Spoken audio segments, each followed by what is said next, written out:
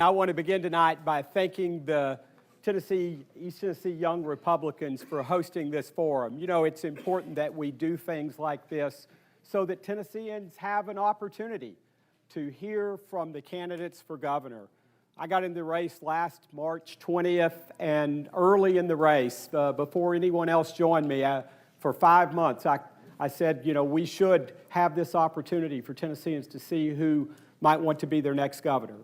So it's good to be with you, and thank you for hosting this event tonight. And thank you, Representative Fritz, for being here and for your participation in this process of finding the next leader for the state of Tennessee. I'm John Rose, and I'm a Christian.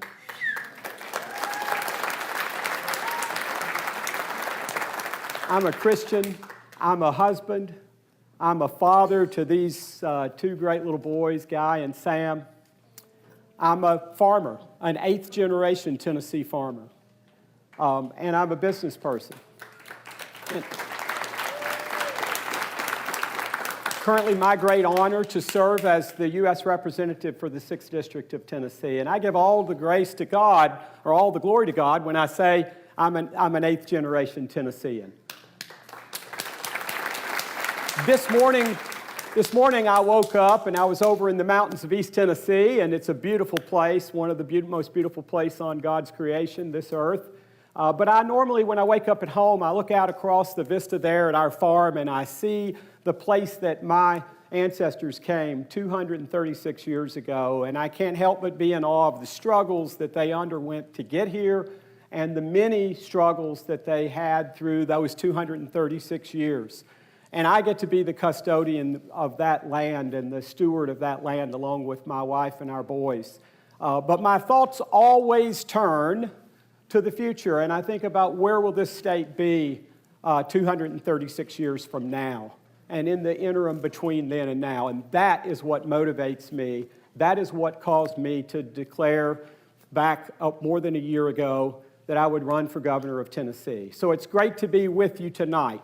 Now, you know, as I think about this quest to be the next governor of Tennessee, you know, I can't help but think about the challenges that our state faces, to what we see ahead of us and how we take that on and what we need in the next leader of this state. You know, today I serve as a legislator. I've gotten to do that for 7.5 years. But frankly, I don't think that is the skill set that matters for this job. The job of being governor is the job of being CEO of this state. It's a job of leading this state. You know, in my job as a legislator today, I have to decide whether to push the green button or push the red button, whether to vote yes or no. Now, that makes it sound trivial, because if I do that right, I think about that a lot, right? I put a lot of time and invest a lot of energy in understanding what's in front of me and how should I vote.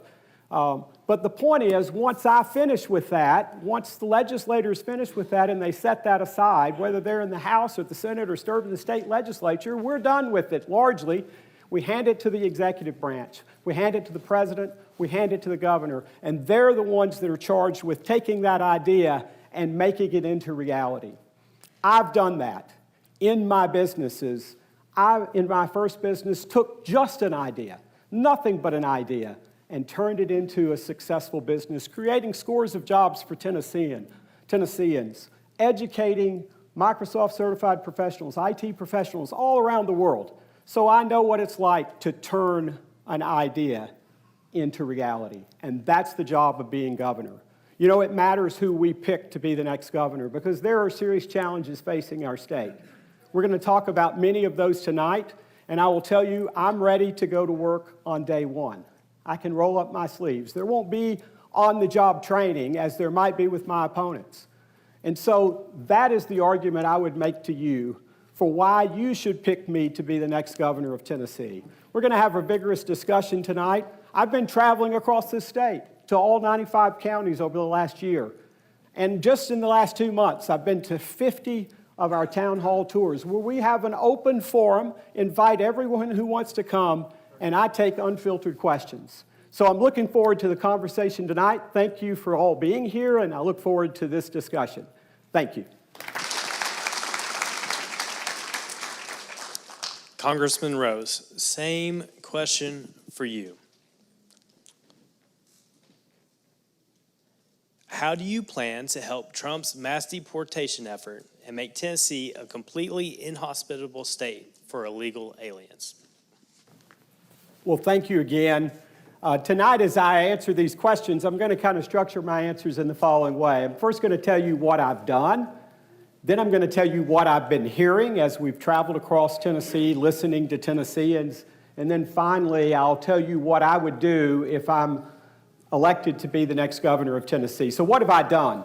You know, I ran for Congress because I was absolutely convinced that President Trump had the right vision for restoring this country. And we all remember, both in 2016 and again in 2020 and in 2024, the president was promising to get illegal immigration under control. That's what motivated me to go to Washington, because frankly, I was disappointed in what the Republican majorities in 2017 and 2018 were doing to support the president. That's why I went to Washington. Obviously, in my first several years in Congress, it didn't work out well because we lost the majority in the House, and then the president was swept out by that horrendous election in 2020. But I didn't let that deter me from continuing to pursue this very issue. So in 2021, after we had lost the presidency and I was in the minority, we organized on the Republican side, and I went to the border twice that year. Once with the Republican group led by then majority or minority leader Kevin McCarthy, and then later in that year, I went to meet with President Trump at the border, looking at where things stood at the border. Obviously, at that point, we were in a terrible way because Joe Biden was the president, and he had just opened the border up to let people come in. So what did we do? We fought in those days in the minority to try to implement laws that would stop what Biden was doing. We were in the minority.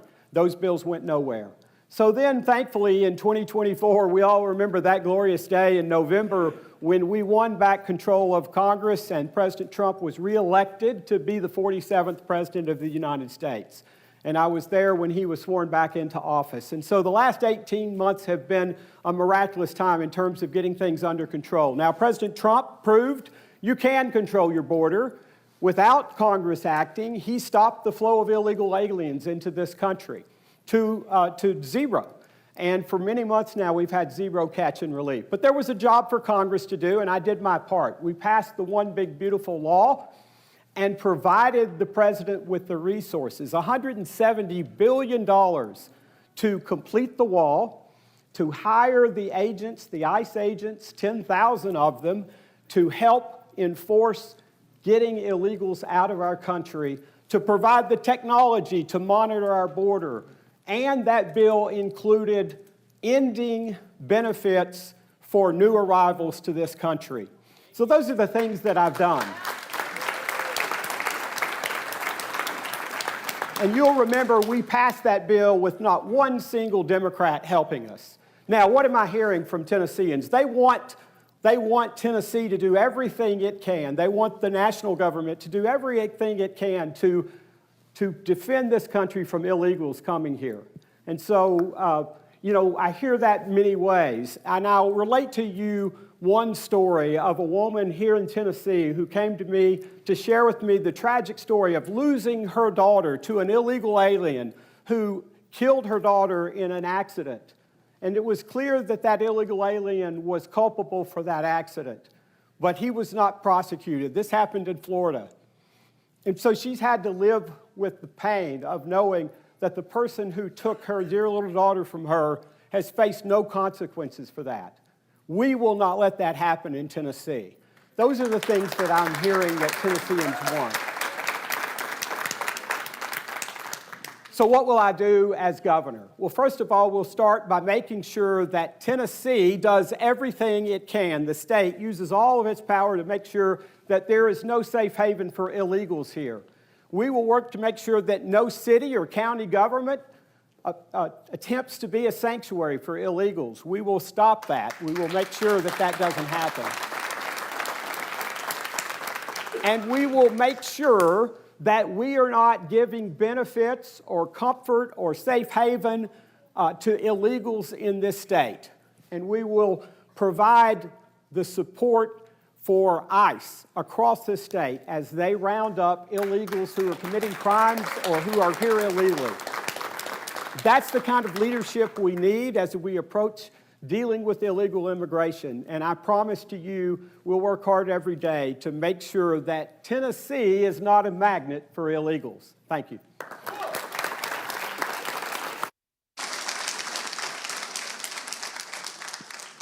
Thank you, Congressman Rose. And you will begin the first part of the second question. Much like this question, Tennessee was constituted as a Christian state. We are Christian in our founding. Our nation, America, we are Christian in our founding. And today, we see Christianity under attack. Our heritage, our culture, our people.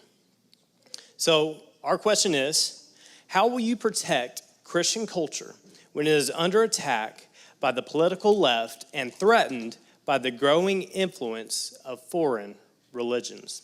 Congressman Rose.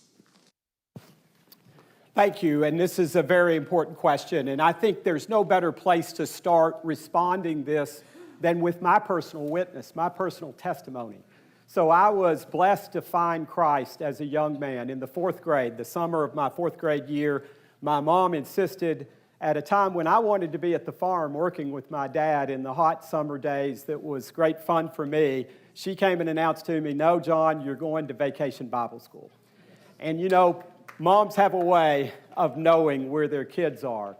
And so she knew that that was on my heart, and she, I think, knew that if I was immersed in the Christian message for a whole week with my peer group, that maybe Christ would nudge me into a confession of faith. And she was so right. And so that week I went forward and I found Christ. And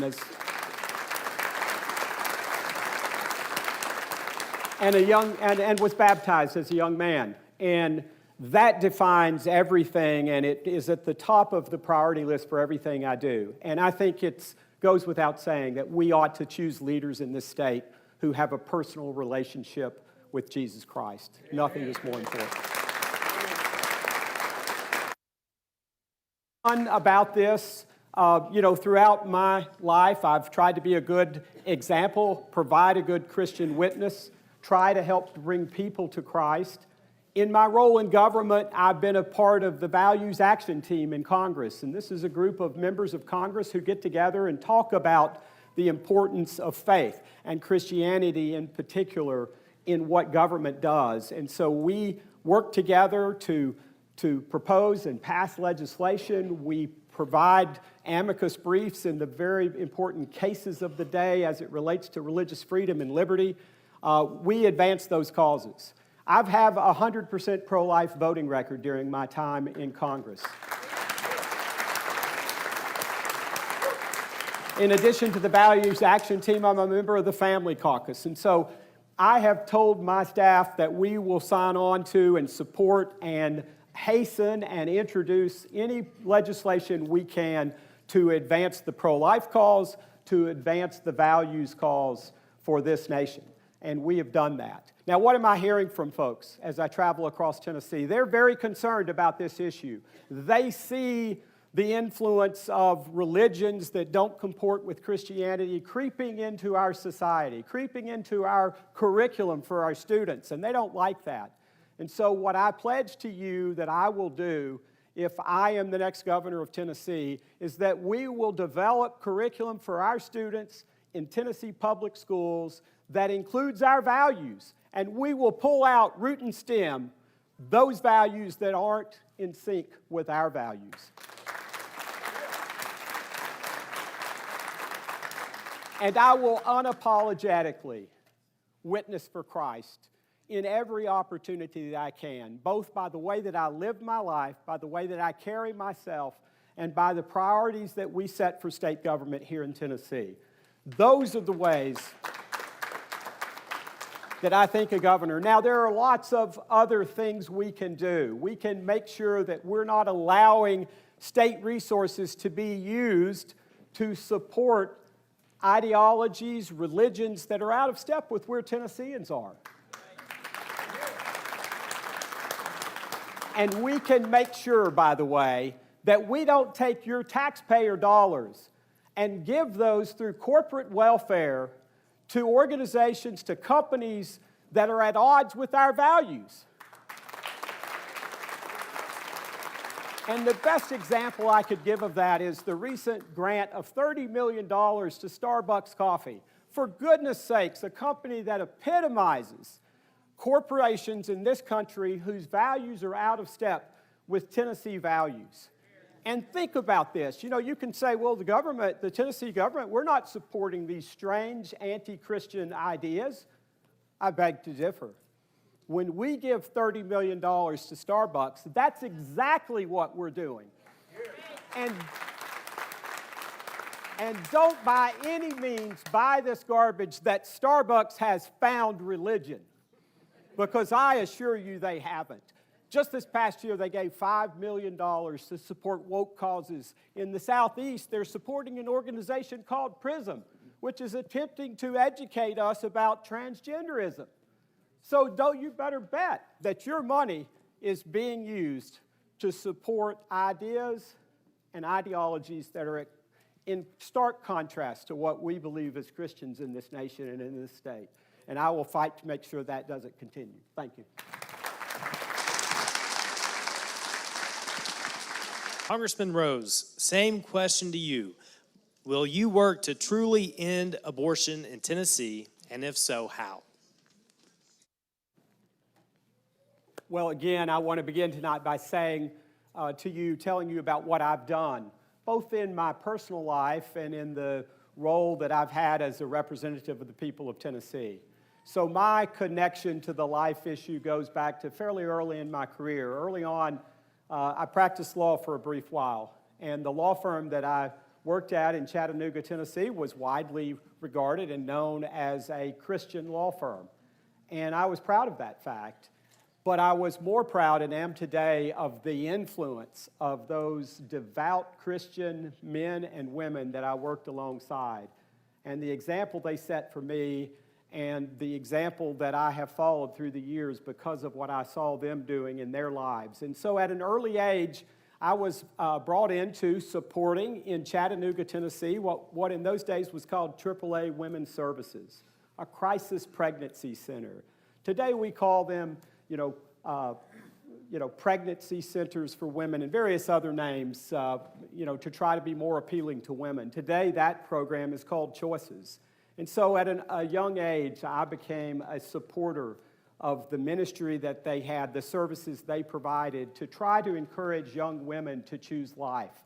One of the most uplifting parts of that story is that there came a day when AAA Women's Services, the lawyers that were mostly a part of supporting that group and the governance of it, learned that the only abortion clinic in those days in Chattanooga, their lease had expired, and the building that they had been in for years was up for sale.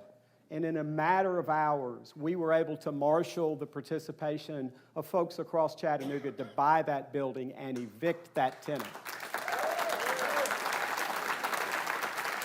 I moved on from that firm, but throughout my life I have continued, and Chelsea and I have, to support pregnancy centers, including the one in Cookeville, Tennessee, that we've been a proud supporter of. When I got to Congress, immediately, as I've told you earlier, I engaged with the groups in Congress in the Republican conference that were involved in protecting life. God creates life, and life must be protected. And Representative Fritz is right. Abortion is murder, and it cannot be tolerated. And so I'm proud that Tennessee has a law that pretty completely eliminates abortion in all cases, except in that rare instance when there is absolutely clear evidence that the life of the mother is going to be put in jeopardy in the case of a pregnancy, where it's a choice essentially between protecting one life or the other life. And that's where our law is today. And so I have worked again in Washington to pass legislation to support efforts to make sure that our tax dollars are never used to fund abortions or to fund any of the procedures. Now, when we don't control Congress, we lose on that fight. When we don't control the presidency, we lose, unfortunately. And one of the most horrendous things that has happened during the Biden administration that frankly, we're still fighting to get restored is the access to medication that induces abortion. And we've got some fight left to do there to get that overturned. And so then let me turn to what I'm hearing as I travel across Tennessee, the experiences I've had. Chelsea and I have been blessed with these two little boys, but some of you know we lost a child. We had a little boy named Mac Wayne Rose. Chelsea's water broke when he was at 19 weeks. And we hoped that maybe somehow that could be, that she could be kept in a condition where he could reach viability, but that didn't happen. And so she ended up delivering as a stillborn, Mac Wayne. And I got to hold him in my hands. And even though I had been committed to the notion of protecting life, when I looked at that little baby boy, 19 weeks old, and I saw his face, and I saw his little hands and his little feet, and I knew then ever so more forcefully about the power of life and what God grants us and what God gives us. Now, I don't know what God's plan was with Mac Wayne, but I know he's in heaven, and someday I'm going to get to see him and meet him and get to know him. If you elected me to be the next governor of Tennessee, we will do everything we can to fight to preserve the laws that we have and to strengthen them so that we stop abortion in its tracks in this state, that we do not allow it to happen. And I will tell you, I think the real fight there is these medically induced or medication-induced abortions. We simply cannot allow that to happen in our state. We have to get that stopped. And so whether we're able to do that at the state level or whether we're able to advocate to get that done at the federal level, we simply must protect the unborn. The scourge of the death of so many unborn babies will be on this country. God will hold us accountable for the tens of millions of lives that we've cut short. And so I call on all of us to work together to make sure we end abortion in this country. Thank you.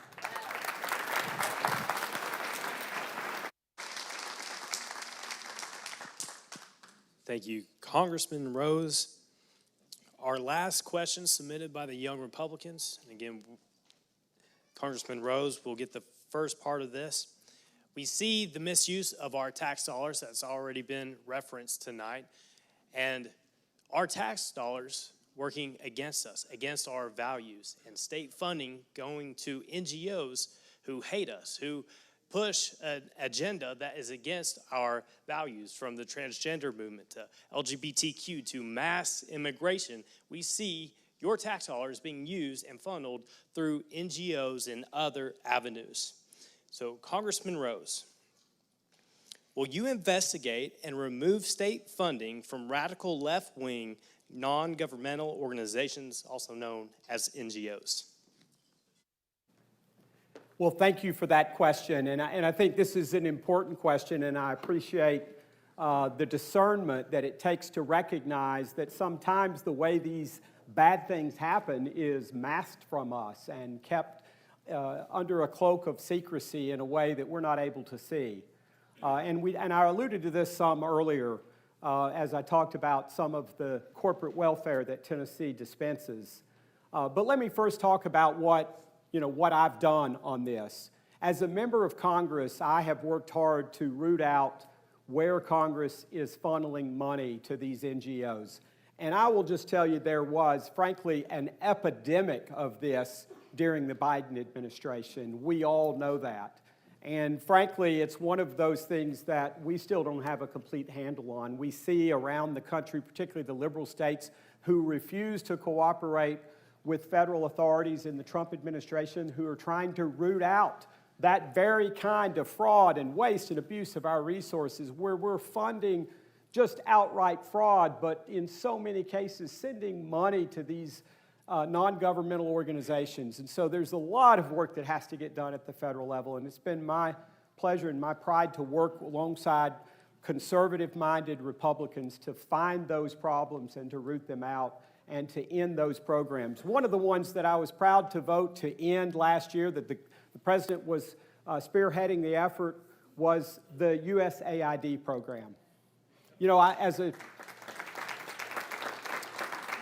a young man, when I studied agricultural economics, I had, I guess, a Pollyannish view of what USAID did. And we all remembered, we've all seen many times, that red, white, and blue USAID label on bags of commodities, wheat and such, that are being handed out to starving people around the world. The idea of USAID was a great idea. But Joe Biden, and before him, even President Obama, corrupted that good idea. And so we saw that those resources were being used for all manner of untoward things. We also saw the Biden administration support these non-governmental organizations in hastening the entry of illegal immigrants into our country. So the federal government has a very unfortunate and checkered history here. And I will tell you, it's difficult to root all that out, but this president's working on it, and the Republican Congress has been the Republican House, I should say, has been right along his side to get those things ended. What am I hearing about this? Tennesseans hate this, right? They hate this. They want to see it stopped. They don't want to see their money being used to support these organizations that, again, are at odds with our values. And so they expect a governor that will root this out. And we can't believe, frankly, that Tennessee has found all of that misuse of our tax resources. And so the next governor has got to be committed to digging in and finding that. But there's one glaring, obvious thing that we're doing, and it's the corporate welfare that we're giving out. And those corporations then use their money to do what we wouldn't do and we would never support. I've already mentioned Starbucks, but think about the Tennessee Titans. For goodness sakes, we gave them $500 million to build a football stadium. And yet their players kneel when the Pledge of Allegiance the national anthem is being played. And they support these issues that are at odds with where we are as Tennesseans. And so we've got to make sure that when we're giving your money to someone, that we simply demand that they live up to the high expectations of the values of Tennessee. And as governor, I will make sure that happens. Thank you. Congressman Rose, we're going to try to keep these to 3 minutes so we can move through more of the audience questions. Congressman Rose, what are the specific steps you would take as governor to ensure Tennessee has sufficient energy sources?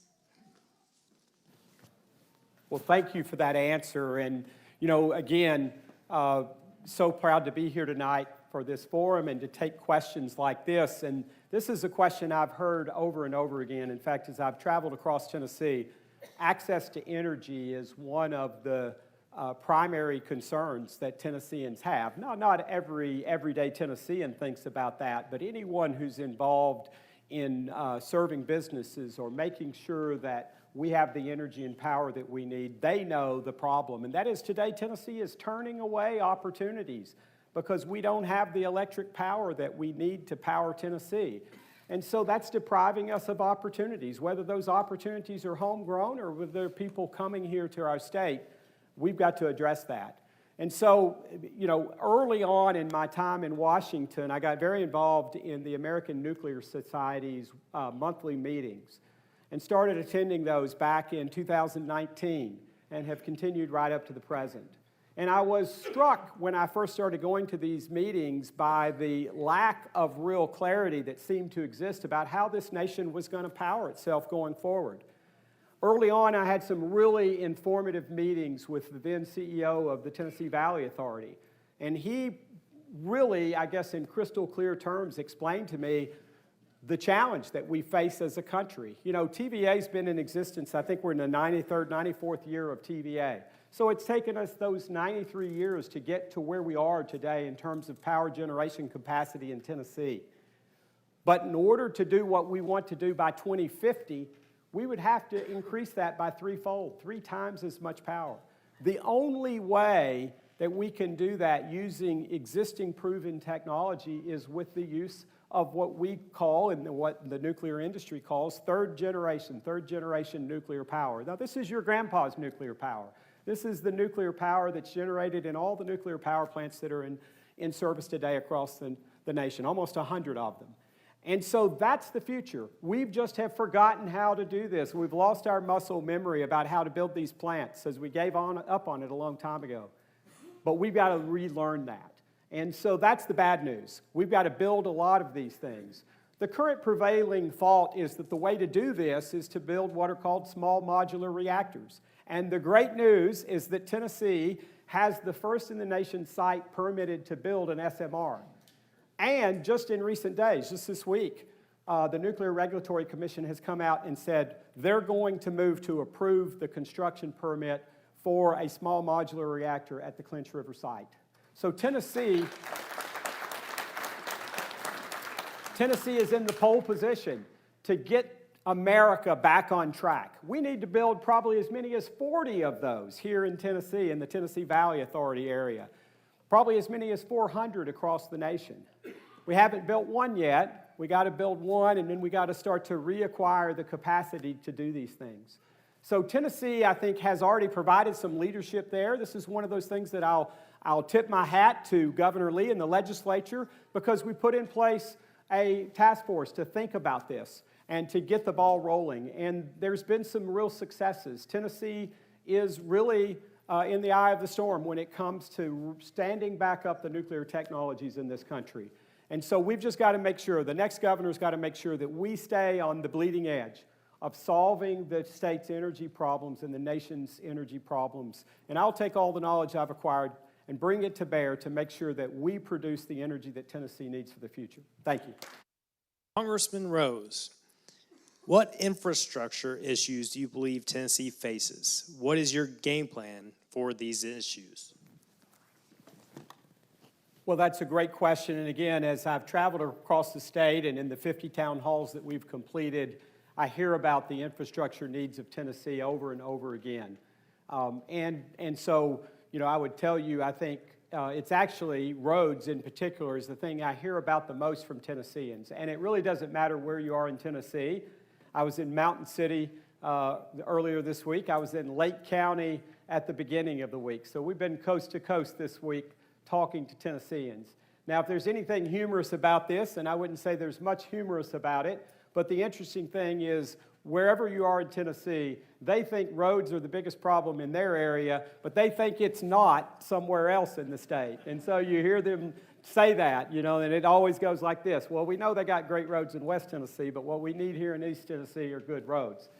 And so the issue is statewide. And the tragedy that we face, particularly with roads, but with infrastructure generally, but roads in particular, is that 25 years ago, we were in a good place. Tennessee's roads were ranked as the best in the nation, first, second, third by all estimations.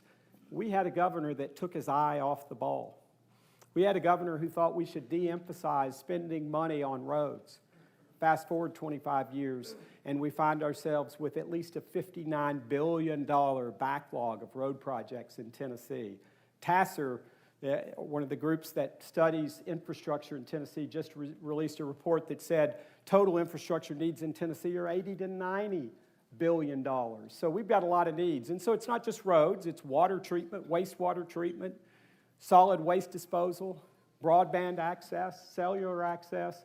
Anyone who travels across this state knows that far too often you can't hold a phone call. We just came from Hancock County, and 2/3 of the way here, I couldn't make a phone call. And so, you know, it's frustrating, and you can't do business if those things happen. And so the next governor has got to make a particular concerted effort to allocate the resources that are necessary to take on this problem.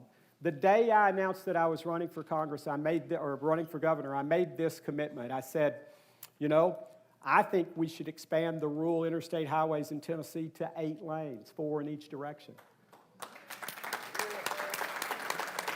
And so we simply have to make this a priority. And it's not just the state highway system that needs to be addressed, but our counties. Here's one of the other stories that I hear. I visit county after county, and they tell me how many hundreds of miles of roads they have in their county, and they tell me how much their budget is, and they tell me how many decades, yes, decades, in some case 50 to 100 years, that it's going to take to deal with that need. And so we've got to figure out a way how to help, particularly our rural counties that have limited revenue sources, to address the road problems in those counties all across Tennessee. So this has to be a top priority for the next governor of Tennessee.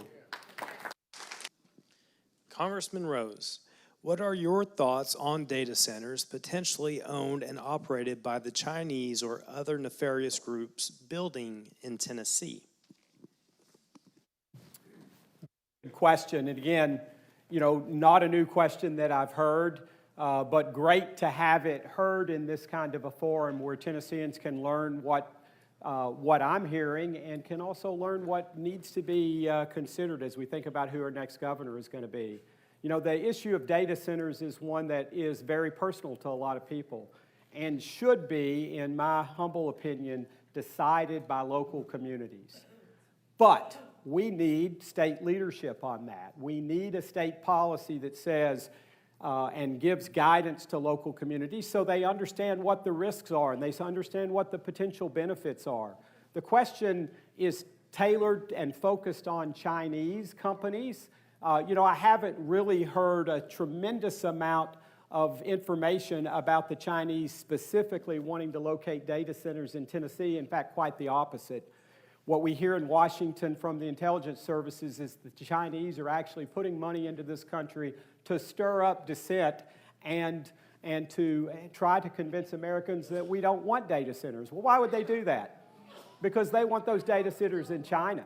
And why would they want data centers in China? Because they want to control the future.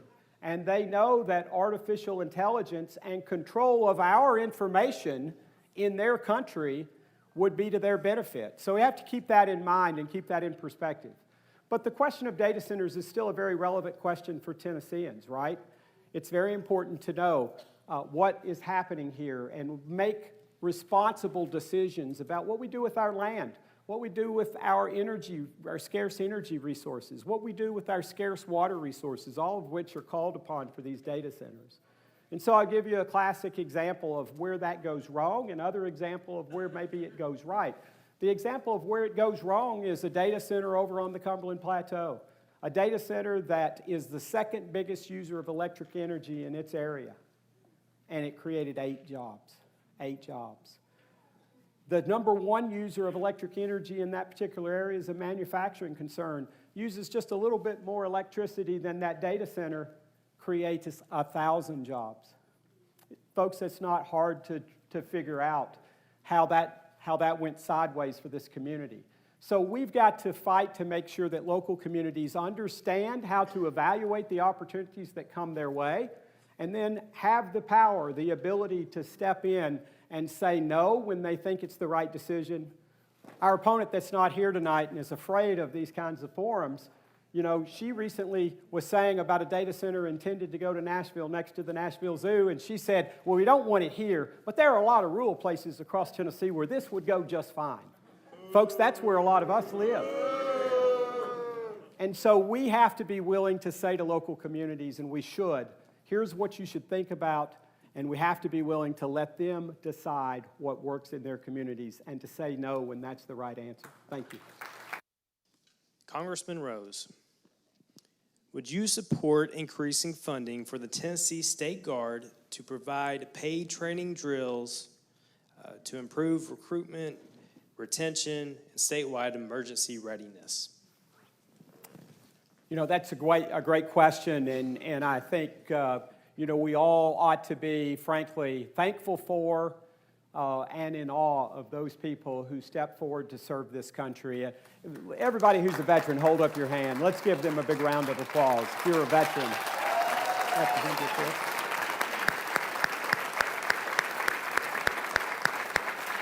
And that's so true of our National Guardsmen. Many of them serve active duty before they become guardsmen. Some are guardsmen throughout their careers, but we ought to revere them and support them in every way that we can, because they stand up and put themselves in harm's way, and particularly in recent years when we've gotten involved in so many wars and conflicts around the world, and we've depended on the National Guard to come to our aid and to fill the void and to go around the world and serve, and many times putting those people in really excruciating situations because we pull them out of their careers and send them off to serve this country, and they do so willingly and gladly and proudly, but we ought to support them. And so we also call on the National Guard to do all manner of things, right? Every time there's a problem.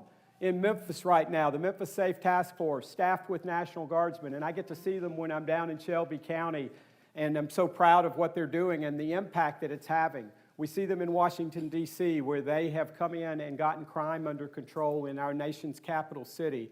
And then we send them when there's all manner of emergencies, hurricanes, major storm events. Anytime there's a social disruption, we send the National Guard. And so the breadth of what we ask these service members to do is really nothing short of extraordinary. So yes, I think this state ought to step up and make sure that at every step we're doing everything we can to prepare these men and women who wear the colors of this nation and who put themselves in harm's way to defend us. We ought to, at all steps of the way, make sure that they have the support and training that they need to be able to do the things that we ask them to do. And so absolutely, I would support that. Thank you. We will move into closing statements. Each candidate will get 5 minutes apiece. And Representative Fritz, you will begin. Congressman Rose, your 5 minutes. Very much, Josh. Thank you. Thank you for having this forum tonight. Thanks to the East Tennessee Young Republicans. Yes, let's give them a round. And I think I can speak for Representative Fritz when I say this. The water is warm. It is a little deep, but we welcome others to come on in and see if they can maybe swim with us. It's been an honor to be here with you tonight. And I want to begin by saying I'm not running against Monty Fritz for governor of Tennessee. I'm running for Tennessee. And I want to say a word to Monty and Denise and how much I appreciate. Politics is a rough and tumble enterprise, right? It's not for the faint of heart. You don't get into this if wear your feelings on your shirt sleeves, because they're going to get not only hurt, they're going to get abused. But I want to say a special thanks to Monty for a message that I recently saw on social media. It was brought to my attention where he asked his supporters to lay off of my family, and thank you so much, Monty, for that.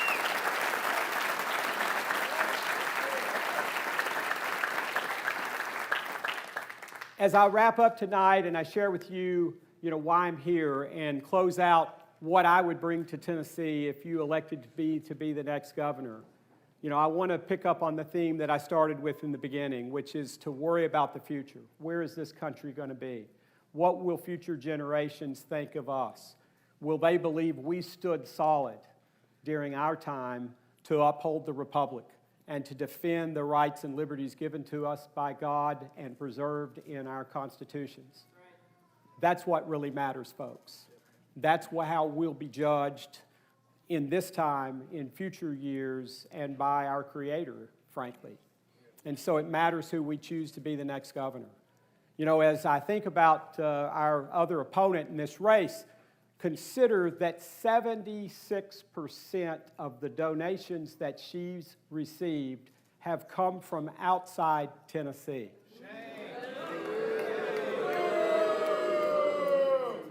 Do we have to have any question about who's going to be calling the shots in Tennessee if Tennessee chooses her to be the next governor of this state?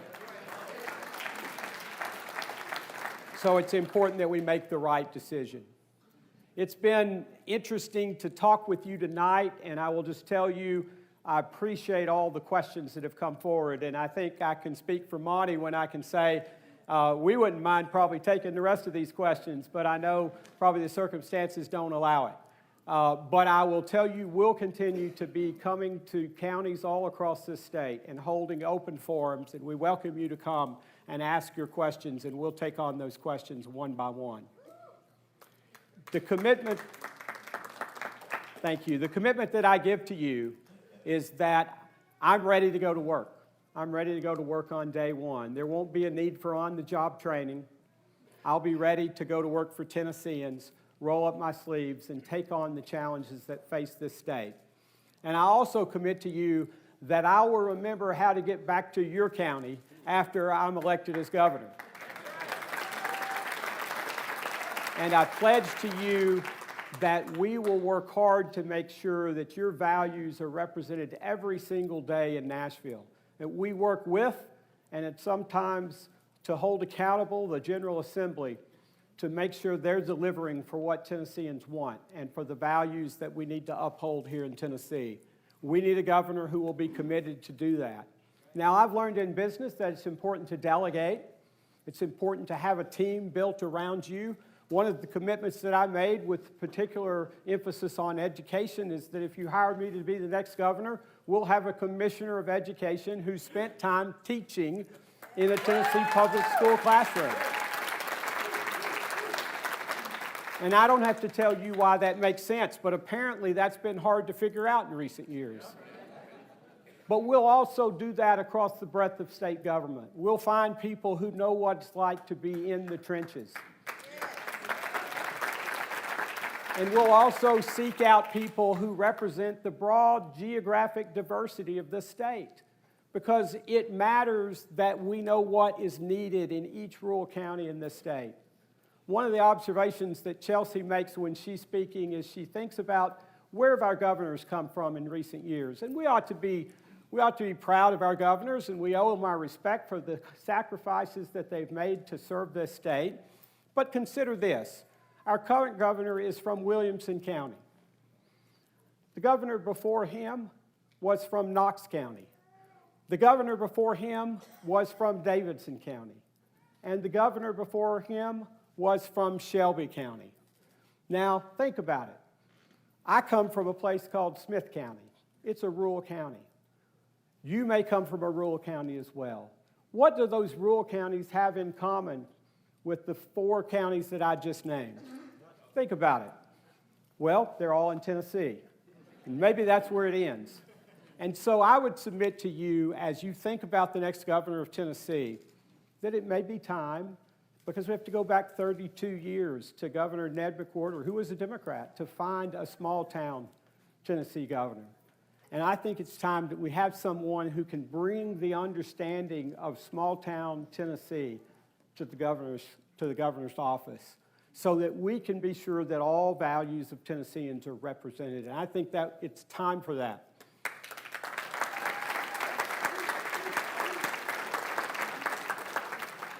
You know, the candidates for this office, we could all do other things, but we put ourselves forward because we want to serve. And I don't want to be too generous to anyone, but I think that's true for everyone that's running. And so I give my thanks to them for putting themselves up for consideration. And you are the folks that get to decide. And so tonight, I tell you, I hope I can earn your vote. And I do ask you for your vote to be the next governor of Tennessee. Thank you.